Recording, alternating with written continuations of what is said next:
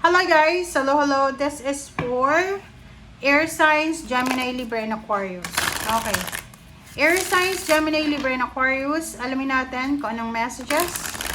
Vibration, gabay, energy para sa inyong lahat. So, this is daily tarot reading, Air Signs. Tingnan natin. Ano ba yung message? First message is you have quest. You are planning to travel or you have parang decision making na gagawin sa araw na ito. Renewal. Alright. Yon. Yung first card mo dito, sinasabi ng baraha sa'yo na you are planning. It's either you're planning to change job, change career. Ano ba yung plano mo? Kasi, maybe may iba sa inyo dyan na ino-offeran kayo. This is literal siya, Air Signs. May dati kang trabaho. You're working currently. Tapos, siguro hindi ka na masaya, but, posibleng i-renew ng company mo yung kontrata mo, pero hindi ka masaya. So, medyo confused ka sa araw na ito, or medyo nag-aalala ka kung ano ba yung kailangan mong pagdesisyonan, tama ba to yung direksyon na gagawin ko, ganyan, ganito.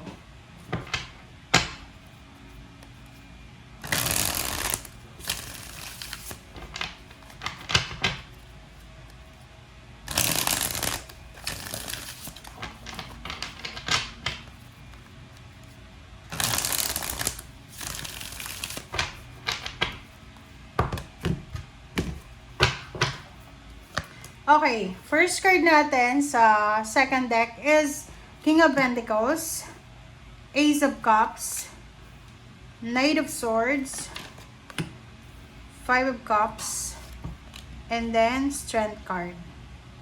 Okay, and sa ilalim mo dito is Knight of Cups and Eight of Cups. Parang kung makikita mo dito, maybe this is about relationship. For example, may asawa ka, may boyfriend, girlfriend, may kalibin, pero hindi ka na masaya. So, yung sinasabi ng baraha dito na you have choice and option. Okay? Nakikita ko sir dito na you are,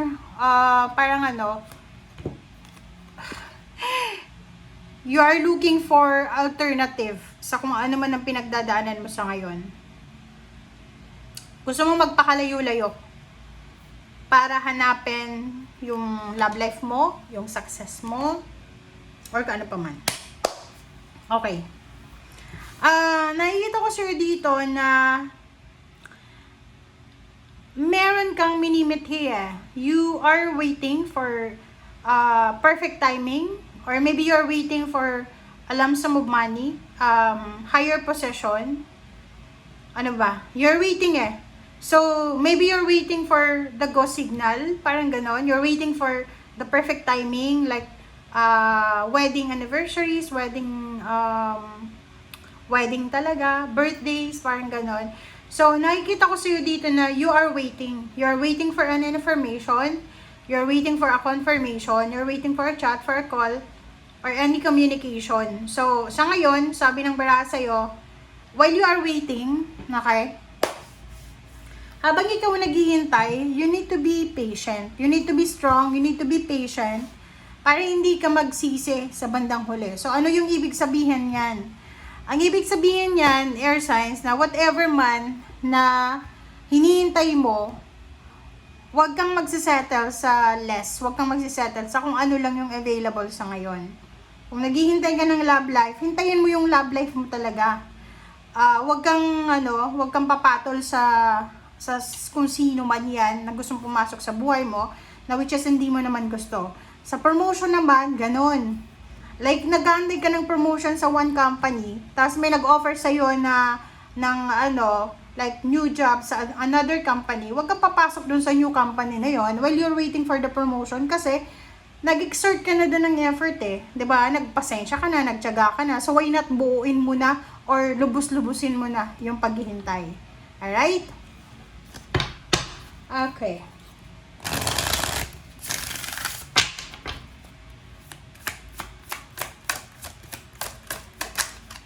Okay. Four of Earth, King of Pentacles, and Ace of Cups. Duh. So, sinasabi ng baraha sa'yo dito na sa araw na ito, you need to be careful. Air signs, Gemini, Libra, and Aquarius. Especially yung Libra. Mag-iingat kayo sa paggastos sa pera nyo. Okay? Next is Seven of Water. Diba? So, sabi ko sa'yo bago ka gumawa ng desisyon, make sure, lalo na kung nandito ka sa quest na to, na parang nasa nasa middle ka, crossroad. So, sinasabi ng barahan na kailangan mong mag-research, maghanap ka ng information, bago ka magdesisyon. Pero kung nag-aalangan ka kasi hindi mo alam kung tama ba tong desisyon mo, wag ka na lang munang magdesisyon. Ihang mo muna.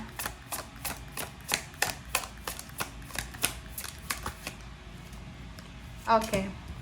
Page of Earth.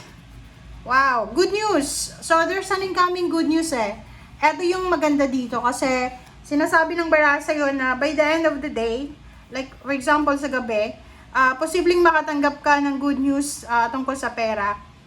Or, pwedeng yung anak mo, yung apo mo ay makatanggap ng scholarship or kung ano man na tulong galing sa gobyerno or sa isang agency. Five of Fire.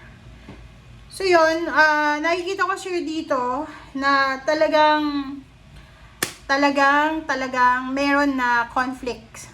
Kahit sa isip mo like sa sarili mo lang, hindi ka makapag-desisyon kasi medyo complex, medyo conflicting yung thoughts mo Your thoughts and emotion, parang hindi siya synchronized sa araw na ito.